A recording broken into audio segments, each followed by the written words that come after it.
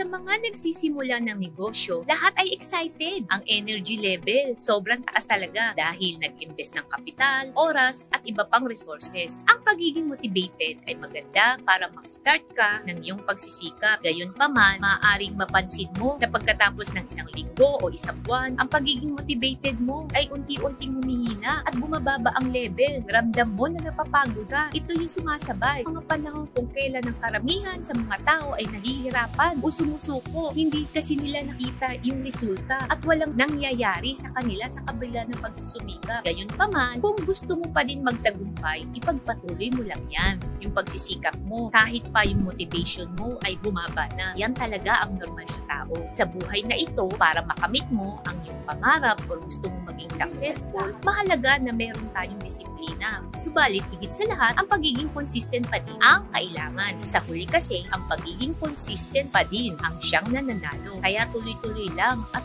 huwag titigil. Makakarating ka din sa finish line.